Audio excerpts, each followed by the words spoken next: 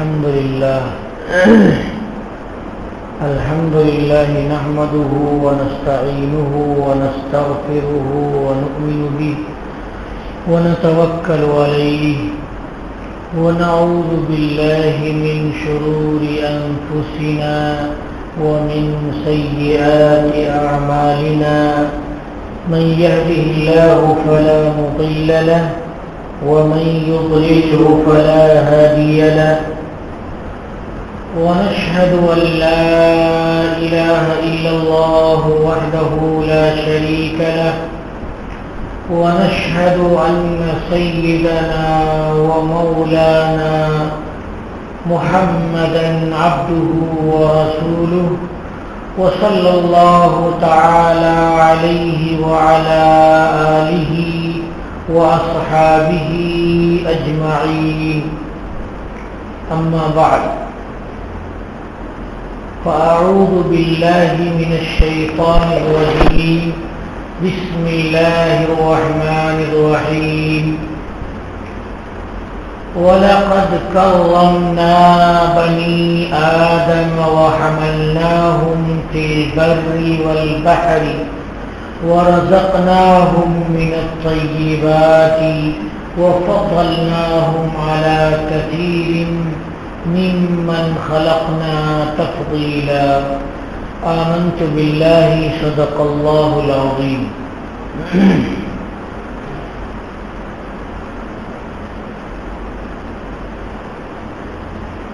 وقال رسول الله صلى الله عليه وسلم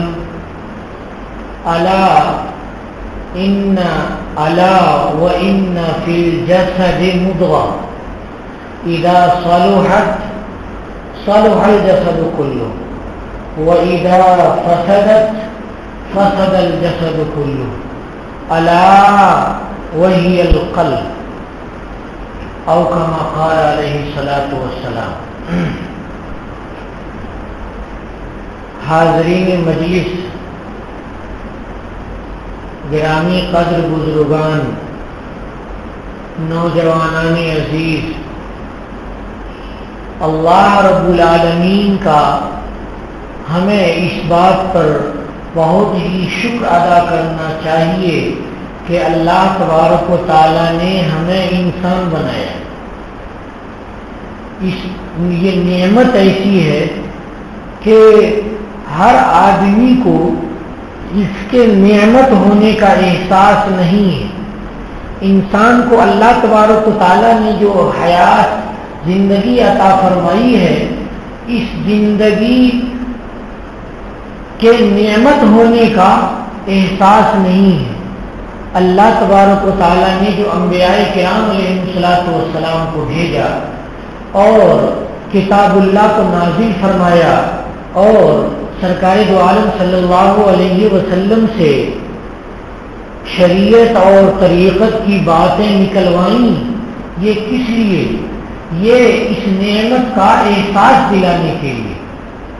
کیوں کہ آپ غور کیجئے تو زندگی میں غور کیجئے، انسان کے اندر 3 طرح کی زندگی پائی جاتی ہے.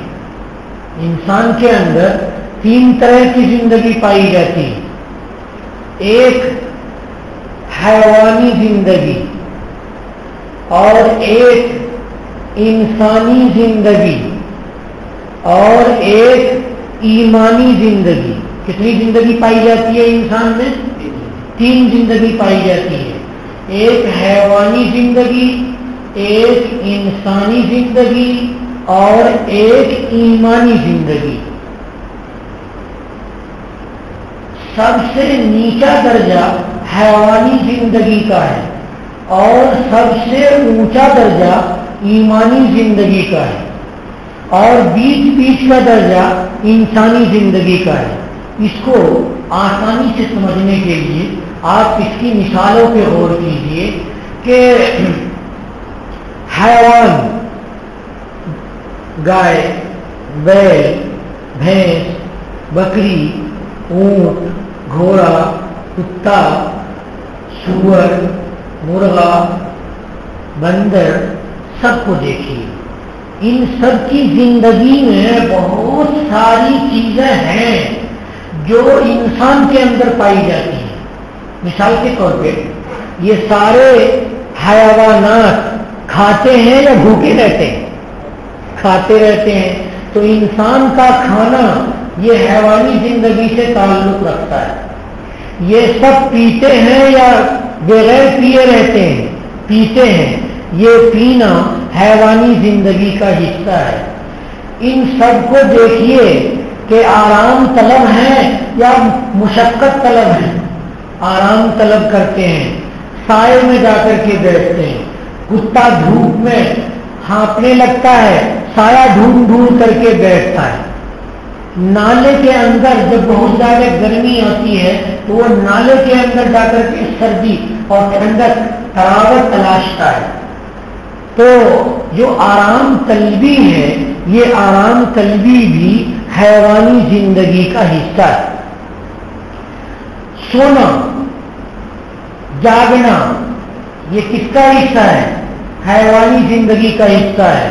سارے حیوان رات کے وقت میں سوتے ہیں اور دن کے وقت میں جگتے ہیں. یعنی سونے کے اوقات کا تو فرق ہو سکتا ہے, کسی کے سونے کا وقت پہلے ہو, کسی کے بعد میں ہو, لیکن اتنی بات یقینی ہے کہ سونا اور جاگنا یہ بھی حیوانی زندگی کا حصہ ہے. دھیان دیتے رہیے گا. اسی طرح سے میل فیمیل کا ملنا نسل کو چلنے کے لیے, مذکر اور مؤنث کا ملنا نسل کو چلنے کے لیے, نر اور مادہ کا ایک ساتھ صحبت کرنا نسل کو چلنے کے لیے, یہ سارے حیوانوں میں ہے یا نہیں ہے؟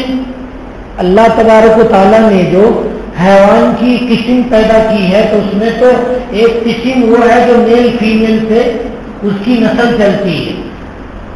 بعض تو ایسے ہیں کہ جن کو اللہ تبارک و تعالیٰ نے ڈائریکٹ مٹی سے پیدا کیا ہے اور ان کی نسل نہیں چلتی ہے. بہت سے کیڑے مکوڑے ہیں کہ وہ جراثیم کے طور پہ وہ مٹی سے پیدا ہوتے ہیں اور وہ ختم ہو جاتے ہیں, ان کی آگے نسل نہیں چلتی. بعض ایسے جانور ہیں کہ جن کو اللہ تعالیٰ نے پیدا تو کیا ہے مٹی سے, پیدا کرتے ہیں مٹی سے. مثلا یہ میڈک ہے وہ کیچڑ میں پیدا ہو جاتا ہے, مچھلی ہے وہ پانی میں پیدا ہو جاتی ہے. تو پیدا تو ہوتی ہے مٹی سے, کیچڑ سے, اور اس کے بعد اللہ تبارک و تعالیٰ اس میں میل فیمیل کا جوڑ بناتے ہیں اور اس سے ان کی نسل چلتی ہے. میڈکوں میں بھی میل فیمیل کا جوڑ ہوتا ہے, آگے نسل چلتی ہے. اور دوسرے جانوروں میں بھی دیکھیں گے کہ جو مٹی سے پیدا ہوئے, بہت سے جانور ایسے ہیں کہ جن کا جو اگلا حصہ ہے وہ صرف مٹی سے پیدا ہوا ہے, اور اب وہ مٹی سے پیدا نہیں ہو رہے, اب صرف میل فیمیل سے پیدا ہو رہے ہیں. میڈک وغیرہ تو آج بھی مٹی سے پیدا ہو رہے ہیں, لیکن بہت سے حیوان ایسے ہیں کہ جن کے شروع کے حصے کو اللہ تبارک و تعالیٰ نے مذکر اور مؤنث سے پیدا کیا تھا, اور اب ان میں مذکر اور مؤنث سے ہی چلتے ہیں. شروع میں مٹی سے پیدا ہوئے, جیسے گائے ہیں, بیل ہے, بھینس ہے, بکری ہے اور دیگر کوے وغیرہ وغیرہ ہیں. تو انسانوں میں بھی غور کیجئے کہ انسانوں میں بھی اللہ تبارک و تعالیٰ نے ازدواج کا تعلق رکھا ہے. ازدواج کے معنی ساتھ ہونا, ایک دوسرے کا ساتھ ہونا. تو اللہ تبارک و تعالیٰ نے مرد اور عورت کو ساتھ رکھا ہے. اور جو لوگ ایمانی زندگی گزارتے ہیں وہ تو باضابطہ نکاح کر کے ازدواجی زندگی گزاریں گے, اور جو لوگ ایمانی زندگی نہیں گزارتے ہیں, صرف انسانی زندگی گزارتے ہیں, تو ان کو کیا ہوتا ہے کہ شہوت اٹھی تو کسی بھی مرد نے کسی بھی عورت کے ساتھ شہوت پوری کر لی. جیسے کتے کو شہوت اٹھتی ہے تو وہ کسی کے ساتھ بھی اپنی شہوت پوری کر لیتا ہے. تو یہ حیوانی زندگی کا حصہ ہے, انسانی زندگی میں حیوانی زندگی کا حصہ ہے. جی حیوان بھی کھانے میں چوائس کرتا ہے, اچھا کھانا کھائے گا، خراب کھانا نہیں کھائے گا۔ آپ کبوتر کو دانے ڈال دیجئے، جو اچھے اچھے دانے ہوں گے کبوتر کھا لے گا، اور جو خراب دانے ہوں گے کبوتر نہیں کھائے گا۔ آپ کوئی بدبودار چیز ڈال دیجئے، بیل اور گائے کو وہ بدبودار چیز نہیں کھائیں گی، اور ہری بھری گھاس خوشبودار ڈالیے وہ گھاس کھائیں گی۔ نمک ڈال دیجئے، خوب چاہت سے وہ نمک کے ساتھ اپنی غذا کھائیں گے۔ تو یہ حیوانی زندگی ہے۔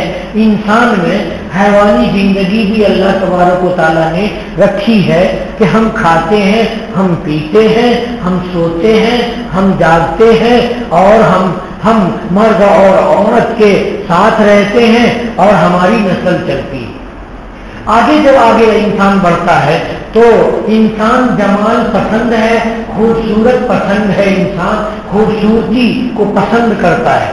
مثلا وہ اچھے چہرے کو دیکھنے کو پسند کرتا ہے، اچھے کپڑے کو پہننے کو پسند کرتا ہے، اچھے کھانے کو وہ پسند کرتا ہے، اور پھر اچھے میں اچھے سے اچھے کو پسند کرتا ہے۔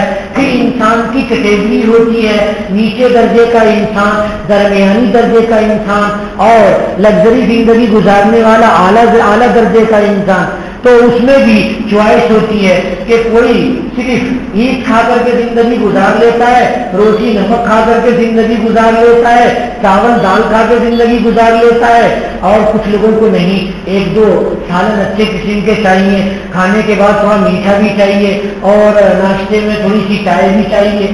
اور جو لگژری زندگی گزار رہا ہے تو اس کے لیے تو کیا کہنا، ہمیں پتہ بھی نہیں کہ بادشاہ کیا کھا رہے ہیں، اور سلمان صاحب جو عرب کے سعودیہ کے بادشاہ ہیں وہ کیا کھا رہے ہیں، قطر کے بادشاہ تمیم صاحب کیا کھا رہے ہیں، ان کی زندگی کیسی ہے۔ ایک مرتبہ واٹس ایپ پہ آیا کہ قطر کے بادشاہ نے یا دبئی کے بادشاہ نے اپنا ایک خصوصی جہاز بنایا ہے، جہاز کے ہر زاویے کو اس میں دکھایا گیا، بہت بڑا جہاز ہے، اور اس میں بیٹھنے کے لیے بہترین قسم کے صوفے لگے ہوئے ہیں، لیٹنے کے لیے بہترین قسم کے بیڈ لگے ہوئے ہیں، اور استنجا خانہ بھی بہت کشادہ ہے، غسل خانے میں بہترین شاور لگا ہوا ہے، اور اس میں جو پانی بھر کر کے تیرتے ہیں لوگ، ندیوں کا لطف اپنے گھر میں لیتے ہیں تو وہ بھی اس میں بنا رکھا ہے، ساری چیز بنا رکھی ہے۔ تو یہ ہے لگژری زندگی، لگژری لائف، یہ ہر ایک کو حاصل نہیں ہے۔ تو انسان جب حیوانیت کی زندگی سے انسانی زندگی پر آتا ہے تو وہ اپنی زندگی کو ترتیب دیتا ہے، اور وہ جمال پسند ہوتا ہے، حسن پسند ہوتا ہے، اچھے کھانے میں، اچھے کپڑے میں، اچھی چیزوں کے برتنے میں، اچھے مکان ہونے میں، اچھا دکان، اچھی فیکٹری ہونے میں وہ ترقیات کرتا ہے۔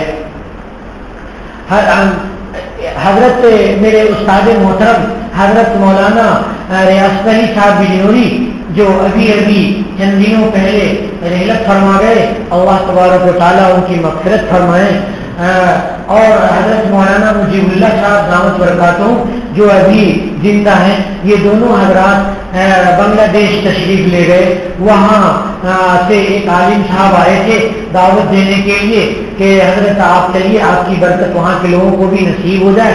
حضرت سفر نہیں کرتے تھے، لیکن اپنے عزیز شاگرد کے اصرار پر انہوں نے سفر کا ارادہ کر لیا، گئے اور جا کر کے آئے۔ تو ہم نے پوچھا کہ حضرت وہاں آپ نے کوئی چیز ایسی دیکھی ہو جو بیان کرنے کے لائق ہو تو ہم لوگوں کو بیان کیجیے، کچھ نہ کچھ سنائیے۔ ہم لوگ بیٹھے مجلس میں تو حضرت مولانا ریاست علی صاحب نے سنایا کہ بھائی سب کچھ تو صحیح ہے، لیکن بعض وقت عجیب سا لگا کہ دسترخوان بچھایا انہوں نے، اور ایک سینی میں انہوں نے بالکل تازہ مچھلی جو پانی کے ساتھ تھی اور لا کر کے رکھ دیا، اس میں سے پانی بھی نکل رہا تھا اور بالکل تازہ تھی، اور اس میں آنکھ بھی اس کی ہے، اور اس کے چھلکے بھی ہیں، دم بھی ساتھ میں ہے، اور مچھلیوں کو مونچھیں بھی ہوتی ہے، اور ابرو بھی، وہ ساری چیز اس میں ہے، جیسے کہ بالکل ابھی دریا سے لا کر کے رکھ دیا ہو. اب دسترخوان پہ اندر سے مجھے کراہت ہو رہی ہے کہ سب کچھ تو لایا ٹھیک ہے, یہ تازہ اور ایسی مچھلی کہ جس کو چھونے سے بھی ہاتھ گندا ہو جائے گا, اس میں بدبو آنے لگے گی. بدبو تو نہیں آ رہی تھی لیکن طبیعت بالکل دور ہو رہی تھی اس سے. تو میں نے کہا کہ بھائی کھانے میں یہ کیوں لے آئے, یہ کچی مچھلی کیوں کھائیں گے, ہم لوگ زیارت کریں گے ان کی.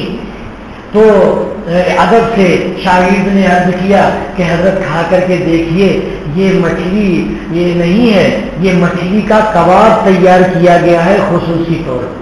مچھلی کا کباب تیار کیا گیا ہے خصوصی طور پہ, اور اوپر جو آپ پانی جیسا دیکھ رہے ہیں یہ اوپر گھی ہے, اور جو اس کے چھلکے آپ دیکھ رہے ہیں یہ بادام سے باضابطہ فرمے پہ بنایا گیا ہے.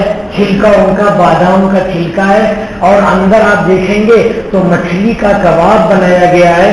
کہیں کانٹا آپ کو نہیں محسوس ہوگا. یہ جو آنکھ دیکھ رہے ہیں یہ بھی اصلی نہیں ہے بلکہ کباب میں فرمے کے اندر باضابطہ تیار کیا گیا ہے. تو کہنے لگے کہ بیٹے میں نے اس کو چھو کر کے دیکھا اور اٹھایا تو وہ ٹوٹ گئی, اور بہت لذیذ بنا رکھی تھی, بہت زیادہ لذیذ مچھلی بنا رکھی تھی. عام طور سے مچھلی کا تصور آتا ہے تو اس میں بدبو محسوس ہوتی ہے اور بدبو کا تصور بھی رہتا ہے, لیکن عجیب سا لگا. بتائیے کہ ایک انسان ہے اور انسان کو ایسی عمدہ قسم کی چیز کھلا رہا ہے کہ جس سے انسان دھوکے میں پڑ جاتا ہے. اب یہاں پر اللہ تبارک و تعالیٰ کی وہ آیت یاد آتی ہے کہ جنت میں جب جنتی پہنچ جائیں گے تو اللہ تبارک و تعالیٰ بہت سارے پھل فروٹ اور کھانے کی چیزیں دیں گے. وہ دکھنے میں تو دکھے گی کہ یہ دنیا کی چیزوں کی طرح ہے, دنیا کے پھل فروٹ ہے, لیکن اس کا مزہ الگ ہوگا. جب سیب آئے گا تو کہیں گے ارے یہ تو وہی سیب ہے جو ہم اپنی مارکیٹ سے خرید کر کے لاتے تھے. تو فرشتے کہیں گے کہ کھا کر کے دیکھیے حضرت. جب اس کو کھائیں گے وہ ہو دکھنے میں تو سیب ہے دنیا والا, لیکن اس کا مزہ عجیب و غریب ہے. اور سنترا ہوگا اور موسمی اور دیگر اچھے اچھے قسم کے فروٹ ہوں گے. اب انسان دیکھے گا تو دکھنے کے لحاظ سے تو دنیا کی چیز دکھے گی وہ, لیکن اس کا مزہ الگ ہوگا, اس کی خوبیاں الگ ہوگی. کھانے کے بعد کھاتے جاؤ کھاتے جاؤ کھاتے جاؤ, اور ایک نمبر دو نمبر جاننے کی ضرورت ہی نہیں. ایک بیکار آنے کے بعد وہ چیز ختم ہو جائے گی. ایک عرب کے آئے تھے عالم تقریر کر رہے تھے کہ معلوم ہے تم کو یہ دنیا کیا ہے, یہ دنیا بیت الخلا ہے. اللہ رب العالمین نے حضرت آدم علیہ السلام کو کہا تھا کہ یہ گیہوں نہ کھانا, یہ گیہوں دنیا کی چیز ہے. تو فرشتوں نے یہ شیطانوں نے حضرت آدم علیہ السلام کو حضرت بی بی حوا کو کہا کہ کھا لو, کھا کر کے تو دیکھو, اگر کھا لو گے تو ہمیشہ ہمیں جنت میں رہو گے. تو ان لوگوں کو تو جنت میں بڑا اچھا لگ رہا تھا, ہمیشہ ہمیش رہنے کا جی چاہ رہا تھا. تو جا کر کے کھا لیا, کھاتے ہی جنت کا لباس اتر گیا. تو پیخانہ محسوس ہوا. حضرت اللہ تبارک و تعالیٰ کی طرف سے حکم ہوا کہ یہاں لیٹرین باتھ روم نہیں ہے, آپ جائیے دنیا میں تشریف لے جائیے. اللہ تبارک و تعالیٰ نے دنیا میں بھیج دیا, اس لیے یہ دنیا لیٹرین کرنے کی جگہ ہے. بہرحال دنیا کو سمجھنے کے لیے ایسا ہی سمجھنا چاہیے تاکہ دل دنیا سے لگ نہ جائے. میرے دوستوں, ایک مرتبہ دلی میں مغل بادشاہ کے پاس ایران کا ایک شہزادہ آنے والا تھا, اور شہزادہ کے آنے کی تاریخ متعین ہو گئی. بادشاہ سلامت نے باورچی کو حکم دیا کہ شاہی دسترخوان نہایت اعلیٰ قسم کا تیار کرو, یہ شہزادہ فلاں جگہ سے تشریف لا رہے ہیں. تو باورچی نے کھانا تیار کیا. کیا کھانا تیار کیا؟ جب دسترخوان لگانے کا بادشاہ نے اشارہ کیا تو دسترخوان پہ ایک بڑے سے تشت میں لا کر کے بھینس کا ایک بڑا سا سر رکھا ہوا تھا اور اس کو ڈھانپ دیا تھا بڑی تہذیب سے دسترخوان سے. تو کہا گیا کہ کھانا تیار ہو گیا بھائی. تو کہا ہاں آئیے تشریف لائیے کھائیے. اب بادشاہ سلامت آئے اور شہزادے کو مہمان کو لے کر کے بیٹھے دسترخوان پر. تو کہتے ہیں کھانا وانا لاؤ. تو کہا حضرت یہی تو رکھا ہوا کھانا ہے, کھول کر کے یہ لیجیے، کھول دیا اور کھائیے۔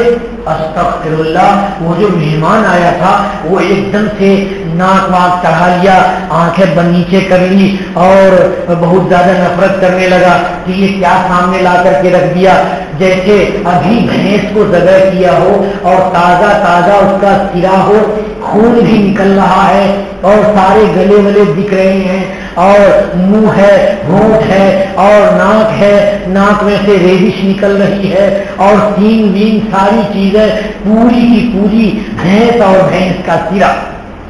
اب بہت زیادہ نفرت ہوئی، بادشاہ سلامت نے باورچی کو بلایا کہ مجھ کو تو تم طرح طرح کے لذیذ کھانے کھلاتے ہو اور آج جو میں نے کہا خصوصی کھانا تیار کرو، میرا شہزادہ آنے والا ہے، تو آج تم نے کیسا کھانا تیار کر کے سامنے رکھ دیا؟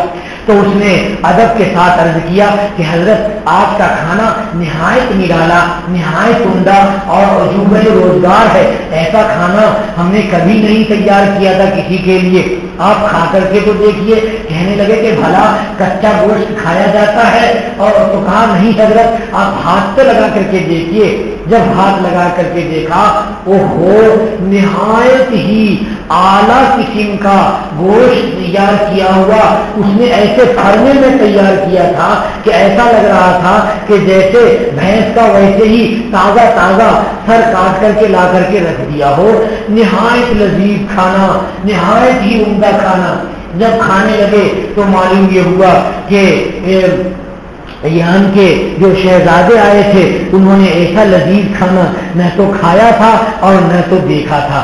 بھائیو، اللہ رب العالمین جب جنت میں دیں گے کھانا کھانے کے لیے تو ایسے ہی لگے گا کہ یہ تو وہی گوشت ہے جو ہم دیکھتے تھے مارکیٹ میں کٹا ہوا، لیکن جب اس کو کھا کر کے دیکھیں گے تو معلوم یہ ہوگا کہ یہ نہایت لذیذ ہے، ویسی لذت اور کہیں نصیب نہیں ہوتی۔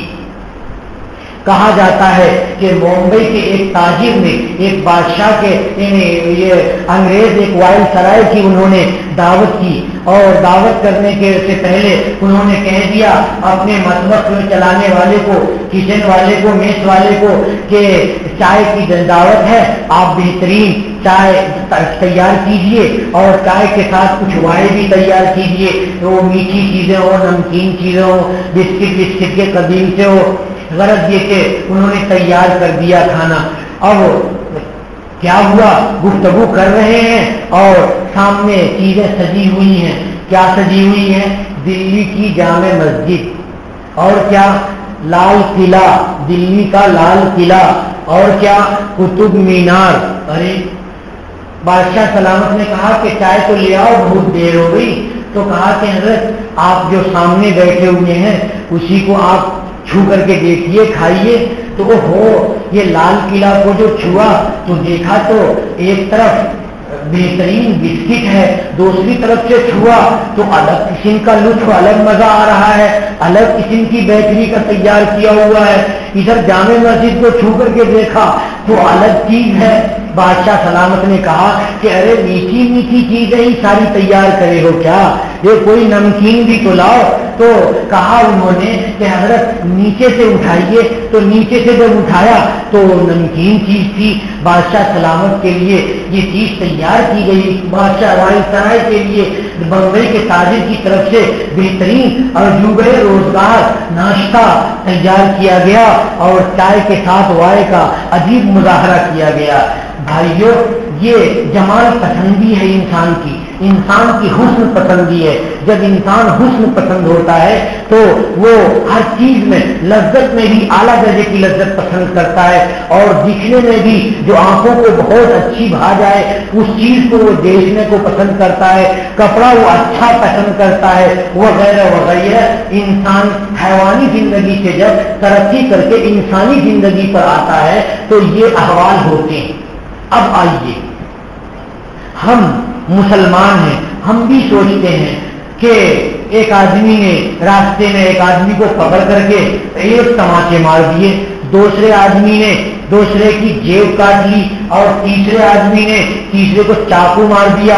اوہو، یہ کیا ہو گیا، بہت برا ہوا، نہیں ہونا چاہیے، غلط طریقہ ہے۔ میں بھی کہہ رہا ہوں، آپ بھی سب کہہ رہے ہیں، سارے مسلمان کہہ رہے ہیں، نہیں، सारे मुसलमान ही नहीं कह रहे हैं, गैर मुस्लिम भी कह रहे हैं, लात के पुजारी भी कह रहे हैं, मनात के पुजारी भी कह रहे हैं, उज्जा के पुजारी भी कह रहे हैं, हुबुल के पुजारी भी कह रहे हैं, सांप और बिच्छू के पुजारी भी कह रहे हैं, राम और लक्ष्मण के पुजारी भी कह रहे हैं, सीता की पुजारी भी कह रहे हैं, और आसमान में सितारों की पूजा करने वाले भी कह रहे हैं। सब कह रहे हैं, सब कह रहे हैं बुरी चीज है। ये किस चीज का तकाजा है? वो इंसानी हमदर्दी का तकाजा है, वो मुसलमान होने का तकाजा नहीं, वो इंसान होने का तकाजा है कि इंसानियत इंसान के अंदर जाग उठती है। शेर भूखा होता है, जा करके भैंस को पकड़ लेता है, जा करके हरम को पकड़ लेता है और पकड़ करके नोच नोच करके खा करके पेट भर लेता है, उसे कोई परवाह नहीं किसकी जान चली गई। लेकिन हम इंसान हैं, किसी की जान जाती है तो हमें उसकी हमदर्दी होती है और हम भी उससे कुढ़ते हैं, हम उसे बुरा समझते हैं। ये इंसानी जिंदगी तरक्की करके आ गई आगे। भाइयों, इंसानी जिंदगी जब आगे तरक्की करती है तो ईमानी जिंदगी की तरफ चली जाती है। इंसानी जिंदगी कहां जाती है? ईमानी जिंदगी की तरफ जाती है। और ईमानी जिंदगी का मामला कहां से होता है? दिल से बदलता है। ईमानी जिंदगी का मामला दिल से बदलता है।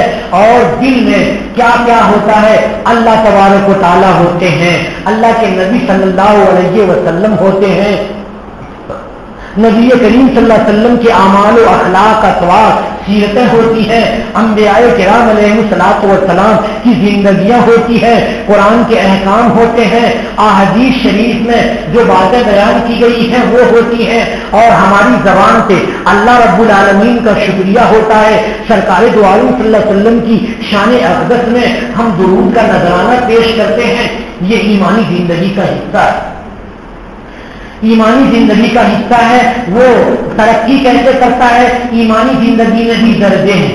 एक तो आम आदमी की जिंदगी है जिसने सिर्फ कलमे तैयबा पढ़ा है और उसने अपने को ऊंचा नहीं उठाया है, तो उस आदमी की जिंदगी और कल्ब की जो कैफियत होती है, जिसको नफ्स से ताबीर कर दीजिए तो नफ्स एक होता है अम्मारा, एक होता है लव्वामा, एक होता है मुतमइन्ना।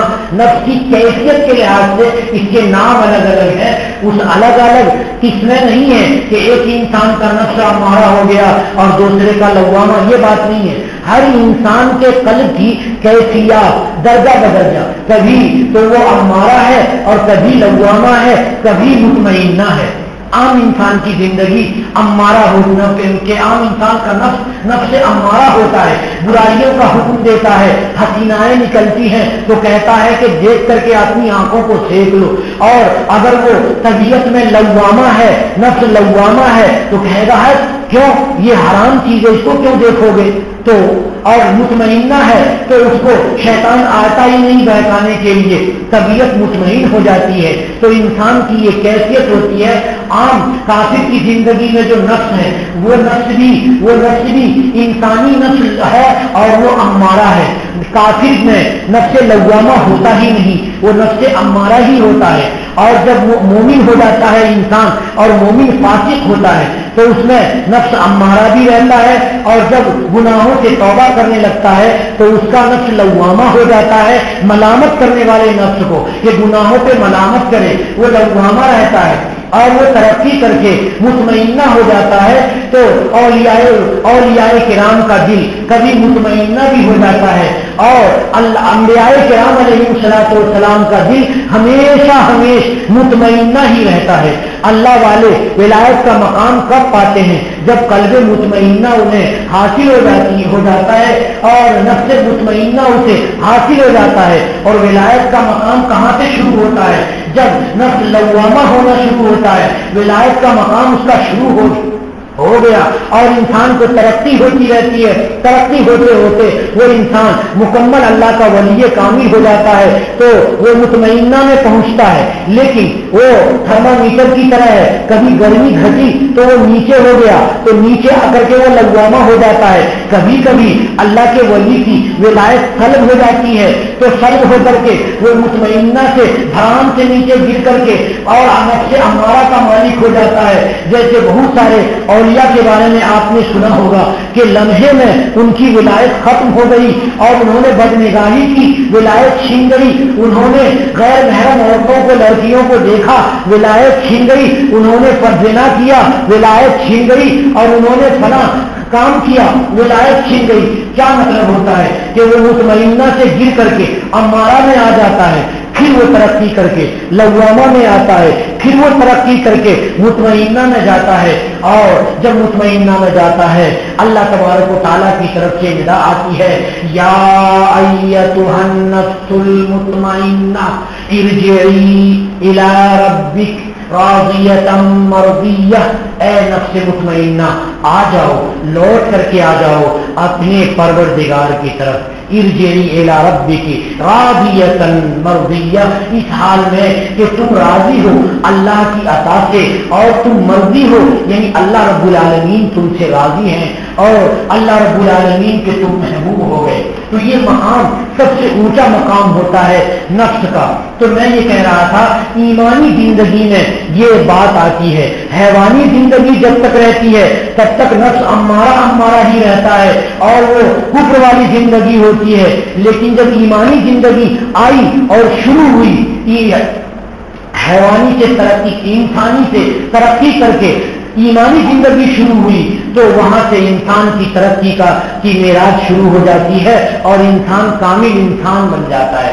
اللہ رب العالمین نے اللہ کے نبی صلی اللہ علیہ وسلم کی زبانی ارشاد فرما دیا کہ نفس مطمئنہ کب ہوتا ہے؟ جب ایمان انسان کا کامل ہو جاتا ہے۔ ایمان کے کامل ہونے کی 4 علامتیں بتائی سرکار دو عالم صلی اللہ علیہ وسلم نے۔ کیا علامت بتائی؟ من احب للہ، جس نے محبت کی تو اللہ واسطے محبت کی، ماں باپ سے محبت، استاد سے محبت، دنیا سے محبت، دولت سے محبت، سرکار دو عالم صلی اللہ علیہ وسلم سے محبت، کسی سے بھی محبت ہے وہ اللہ واسطے محبت ہے۔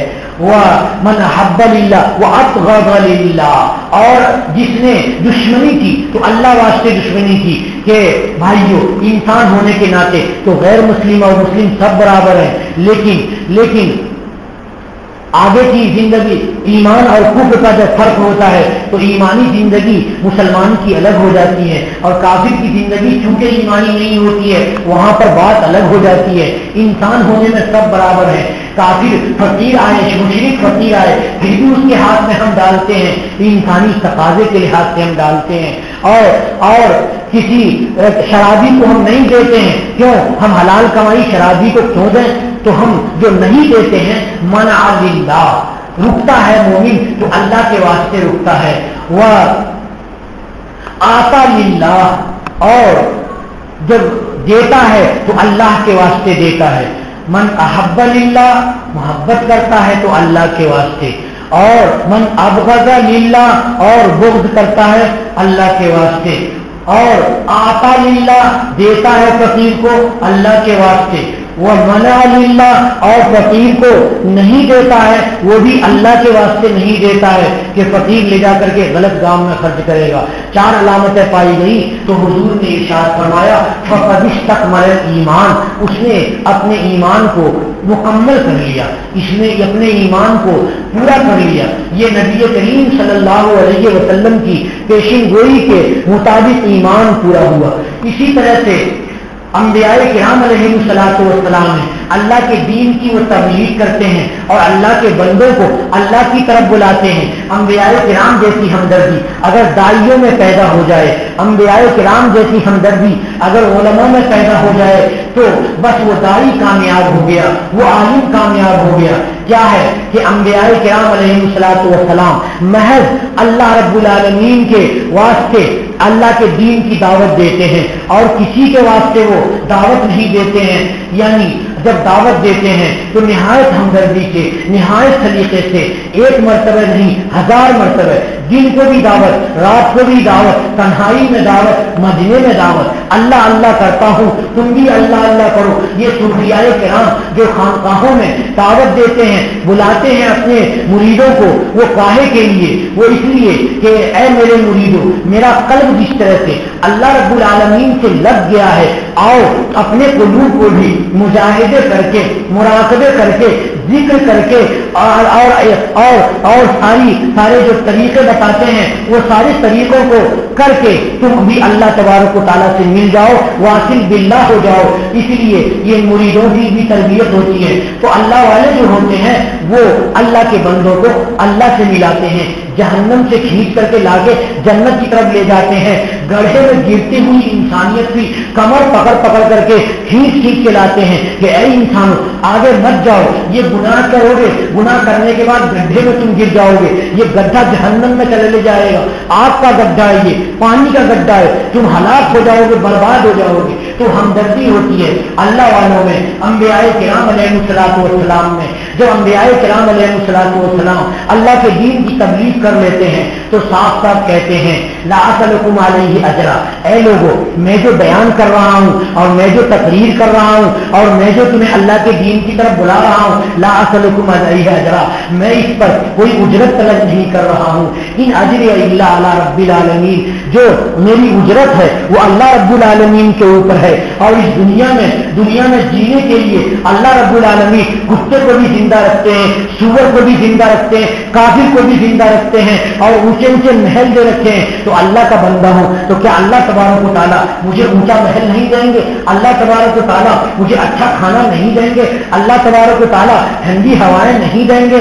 तो अल्लाह तबारक व तआला के ऊपर है इन अजरिया इल्ला अल्लाह, इन अजरिया इल्ला अलल्लज़ी फतरनी, उस जात पर मेरी उजरत है जिस जात ने मुझे पैदा फरमाया है। तो ये कब होता है भाइयों? जब इंसान कामिल हो जाता है और जब हैवानी जिंदगी से गुजर करके इंसानी जिंदगी को पार करके ईमानी जिंदगी में भी 3 जो दर्जे हैं उनमें आला दर्जा पर जब इंसान हो जाता है तब कल्ब से दुनिया निकल जाती है, तब कल्ब से दुनिया की मोहब्बत निकल जाती है। और आदमी औलाद की परवरिश कर रहा है तो उस वक्त भी अल्लाह के वास्ते वो नियत करता है। और किसी बच्चे से जो प्यार करता है तो वो भी हुजूर की सुन्नत की वजह से कि हुजूर बच्चे से मोहब्बत से बात करते थे और नबी करीम सल्लल्लाहु अलैहि वसल्लम जैसे अपने दोस्तों से मोहब्बत और प्यार से बात करते थे तो वैसे ही अल्लाह वाला दोस्तों से मोहब्बत से बात करता है। गुनहगार से भी अल्लाह वाले हमदर्दी करते हैं। क्यों? ये अंबियाए किराम हमदर्दी किया करते थे और अपने माल में अपना हक भी रखते हैं, अपनी औलाद अज़वाज का भी हक रखते हैं, फकीरों का भी हक रखते हैं। क्यों? अल्लाह वास्ते। क्यों? हैवानी जिंदगी से गुजर कर इंसानी जिंदगी को पार करके ईमानी जिंदगी में आ गए हैं और ईमानी जिंदगी के आला मियार पर पहुंच गए हैं। भाइयों आज की तकरीर का खुलासा यही है कि इंसान के अंदर हैवानी जिंदगी भी पाई जाती है, इंसान के अंदर इंसानी जिंदगी भी पाई जाती है, मगर हैवानियत से कोई मेराज को नहीं पा सकता, हैवानी जिंदगी से कोई बुलंदी नहीं पा सकता और इंसानी जिंदगी से भी वो बहुत ऊंची मेराज नहीं पा सकता है, अल्लाह को नहीं पा सकता है।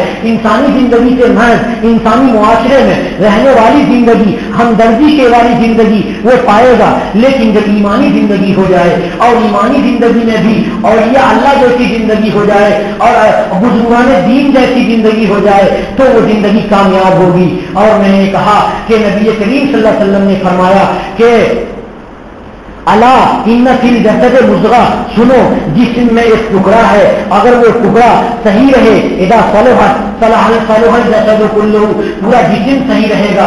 व इदा फसदल जसद कुल्लुहु, फासिद हो जाए तो पूरा जिस्म फासिद हो जाएगा। अला वहियल क़ल्ब, सुनो वो दिल है। तो मेरे दोस्तों दिल पर मेहनत करने की जरूरत है। अल्लाह वाले जो जिक्र अज़कार में जो ज़रबे लगवाते हैं वो दिल को बनाने के लिए लगवाते हैं, जो मुराक़बे करवाते हैं वो अल्लाह से मिलाने के लिए लगवाते हैं। इसलिए आम इंसानों को मस्जिद से करीब होना चाहिए, अल्लाह वालों से करीब होना चाहिए, खानकाहों से करीब होना चाहिए, बुजुर्गों से करीब होना चाहिए, तब वो कामयाब होंगे। वरना तो हैवानी जिंदगी रहेगी, ज्यादा से ज्यादा इंसानी जिंदगी रहेगी, ईमानी जिंदगी में भी और जो कमाल पे नहीं पहुंच सकते हैं। आइए आयत पढ़िए, अल्लाह रब्बुल आलमीन ने इरशाद फरमाया वलक़द कर्रमना बनी आदम, कि हमने इंसानों को बाइज्जत बनाया, इंसानों को शराफत वाला बनाया। कर्रमना, हमने इज्जत दी इंसानों को। वलक़द कर्रमना बनी आदम, बनी आदम को हमने इज्जत दी। एक काम अल्लाह तबारक व तआला ने नेमत दी कि बनी आदम को इज्जत अता फरमाई। وَلَقَدْ كَرَّمْنَا بَنِي آدَمَ وَحَمَلْنَاهُمْ فِي الْبَرِّ وَالْبَحْرِ، اور ہم نے اس کو خشکی پر چلایا. خشکی پہ دیکھیے انسان 2 پیر پہ چل رہا ہے، گرتا بھی نہیں ہے.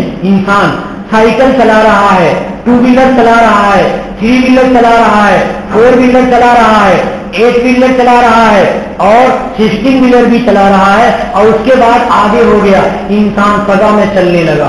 فضا میں بھی انسان تیر رہا ہے اور بڑے بڑے جہاز، اللہ اکبر، 500 آدمی کو لے کر کے، 1000 1600 آدمی کو لے کر کے جہاز آسمان پہ اور زمین کے بیچ میں تیر رہا ہے. اور آج زمین کے سمندر کے جہاز کو دیکھیے کتنا بڑا جہاز ہوتا ہے، کتنا بڑا جہاز ہوتا ہے کہ اس میں باضابطہ ایئرپورٹ بھی ہے، باضابطہ محلے بنے ہوئے ہیں، باضابطہ پارکنگ ہے اور پوری دکان ہے، پوری سہولت ہے کہ اڑتا ہوا جہاز، بہت بڑا جہاز اس پہ آ کر کے اتر جاتا ہے. جیسے معلوم ہوتا ہے کہ یہ بہت بڑا قصبہ ہے اور بہت بڑی زمین ہے، اتنا بڑا جہاز ہوتا ہے. یہ کیا ہے؟ اللہ کی نعمت ہے. وَلَقَدْ كَرَّمْنَا بَنِي آدَمَ ایک نعمت، وَحَمَلْنَاهُمْ فِي الْبَرِّ دوسری نعمت، وَالْبَحْرِ اور سمندر میں بھی ہم نے چلایا تیسری نعمت. جب اللہ تبارک و تعالیٰ نے خشکی اور سمندر کو بیان کر دیا تو آپ آسمان و زمین کے درمیان جو فضا میں چلتے ہیں اس کو بھی سمجھیے کہ یہ نعمت بھی اللہ رب العالمین کی دی ہوئی ہے. وَرَزَقْنَاهُم مِّنَ الثَّمَرَاتِ مِنَ الطَّيِّبَاتِ اور ہم اسے عمدہ رزق دیتے ہیں کھانے کے لیے. آپ غور کیجئے کہ انسان کتنے لذیذ کھانے کھاتا ہے، اس میں غور کیجئے، یہ اللہ کی نعمت ہے. وَرَزَقْنَاهُم مِّنَ الطَّيِّبَاتِ وَفَضَّلْنَاهُمْ عَلَىٰ كَثِيرٍ مِّمَّنْ خَلَقْنَا تَفْضِيلًا. یہ 5ویں نعمت سب سے بڑی نعمت ہے کہ ہم نے انسان کو اپنی ساری مخلوق پہ فضیلت دے دی، بہت اونچی فضیلت دے دی. تفضیلا، بہت بڑی فضیلت دے دی. وہ کیا فضیلت ہے کہ انسان کے اندر حیوانی صفت تھی، انسان کے اندر انسانی صفت تھی. ان سب کو اللہ تبارک و تعالیٰ نے ان سب سے اونچی جو صفت ہے وہ صفت کون سی صفت ہے؟ ایمانی صفت ہے. اور ایمانی صفت دے کر کے ہم نے انسان کو انسانیت کے معراج پہ پہنچا دیا. پھر انبیاء کرام کے ذریعے سے رہنمائی کی اور ان رہنمائیوں نے اسے ان انسانوں کو اللہ رب العالمین سے ملا دیا. تو بھائیوں اور دوستوں، رمضان کا مہینہ ہے. اللہ رب العالمین سے محبت کرنے والے برائے کرم حیوانی زندگی کی چیزوں کو چھوڑ دیں جو چھوڑنے کے لائق ہے اور جو جینے کے لیے ضروری ہے. اتنا ہی حلال کا دائرہ ہے. شریعت نے حرام حلال کے دائرے رکھے ہیں، حلال کے دائرے میں رہیں اور اپنے اندر انسانیت پیدا کریں، درندگی پیدا نہ کریں، انسانیت اور ہمدردی پیدا کریں. اور ایمانی زندگی میں بھی آپ اتنی زیادہ ترقی کرنے کی کوشش کریں اپنے ارادے سے، اپنے عمل سے، کہ وہ زندگی بے حد اونچی ہو جائے اور نفس لوامہ کے بجائے وہ نفس مطمئنہ ہو جائے. اور جب ہم وہاں پہنچ جائیں گے تو ہماری زندگی کامیاب ہوگی. اسی پر میں اپنی گفتگو ختم کرتا ہوں. وآخر دعوانا الحمدللہ رب العالمین.